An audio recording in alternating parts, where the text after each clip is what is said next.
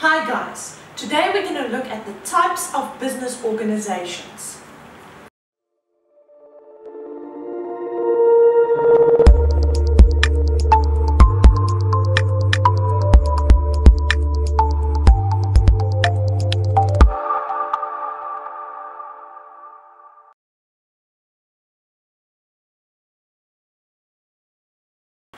So the types of business organizations we are going to be looking at franchises and joint ventures.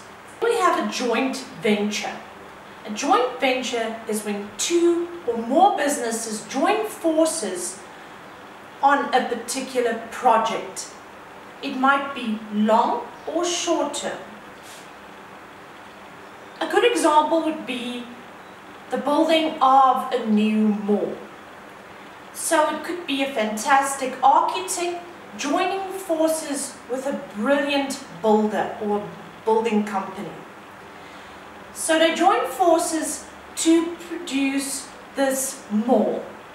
They don't have to join forces again on another project or product, but just for this product or project they are joining forces. So next I want to look at a franchise, but before I go to a franchise I want you to understand the difference between a chain store and a franchise. A chain store could be that I have run a successful restaurant in one particular area, so I had one restaurant. Now I want to expand my business and set up another restaurant with the same name. But I am not selling or licensing the right to somebody else to run it or use my brand name and my promotion in order to enrich themselves. So I'm setting up a new restaurant in another area but under the same name, and I'm getting a manager to run that restaurant for me because I can't duplicate myself. But this manager gets paid a salary. He doesn't get any profit in this restaurant unless you've made a deal with him that he does. But that's what a chain store would be like. For the franchise, it's normally a franchisor selling or licensing the right to run a business with the same recipe as he has, but the franchisee will then get profit from this business.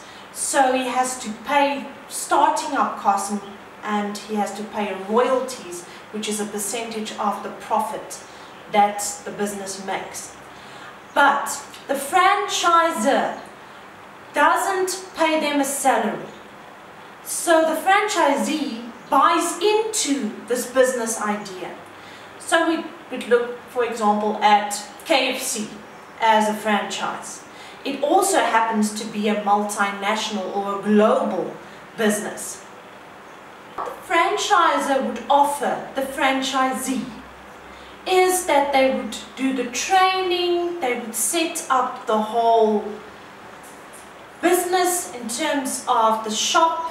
In terms of KFC, the whole shop, they will set it up according to their rules and regulations. So you can't have a pink KFC because that's not standard. So you can't go and change it as you wish. So that's the difference as well in terms of being a sole trader, where a sole trader can do his own thing. He can make the shop blue for all he cares. So with a franchise, they have to follow the recipe. Yes, promotion would already be done for them, but in terms of marketing, it's not that each and every franchisee now has to go and market his franchise. Yes, I suppose you need to do some kind of local marketing in order to attract locals, but the mass marketing is already done by the franchisor. So although franchises are quite expensive to invest in, a lot of times people feel it's more beneficial to go and invest in a franchise than start their own original business from scratch. Because a franchise is kind of like a business in a box. So the training is provided, The premises will be set up according to the franchise's standards, and marketing is already done.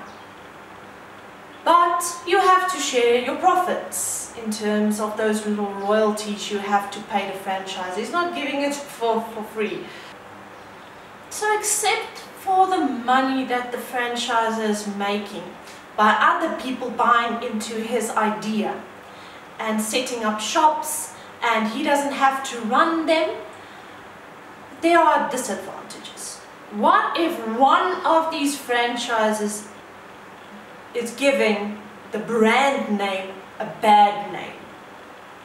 That could happen. You could have one franchise or one franchisee who is operating that franchise like he doesn't know what he's doing, and that's affecting you. Maybe the food is off, or whatever the case might be, or his staff aren't friendly, and that's not the culture that you have set with your franchise.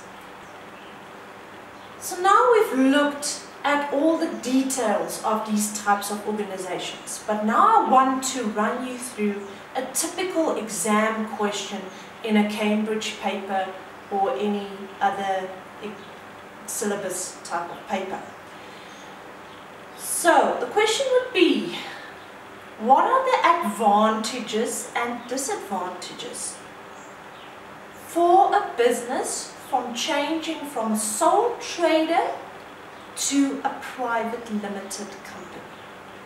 Okay, so if I'm thinking of a private limited company, the advantages that they offer is that I have limited liability compared to a sole trader where they had unlimited liabilities, correct? That would be a bonus. Then also, a private limited company has a legal identity, so it's separated from the owners in terms of the business. A private limited company also offers the potential of more capital. Remember I told you that a sole trader is the beginner level of types of organizations, so it offers the least potential for capital. Then the other advantage would be that they have continuity. But then there's a downside to this as well. So from changing from a sole trader to a private limited company, now you as the sole trader, now you have to give up all that power you had in your company, or in your, not in your company, in your business previously. So you now have to get other people involved in the decision making maybe. And you can't keep all the profits to yourself anymore as well. And you are lacking secrecy in your business as well.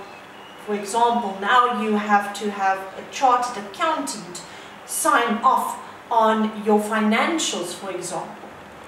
Okay, so now I want to look at changing from a private limited to a public limited company. So the advantages and disadvantages to those. So when I'm looking at a public limited company, they have a greater potential for capital because their shares are issued on a security or a stock exchange, so the public can invest. Then they also stand a greater chance of becoming a global company in terms of their status and in terms of expansion. Then there's also a greater ease when it comes to buying and selling shares or reselling shares, because it's done through a broker and it's not subject to approval of other family members, such as the case of a private limited company. Okay, but then there are drawbacks with this change. Unfortunately, from changing to private to public, you could stand the risk of losing control in your own company. And this we've seen many times as well, where the founder of a company could actually be voted off directorship of his own company.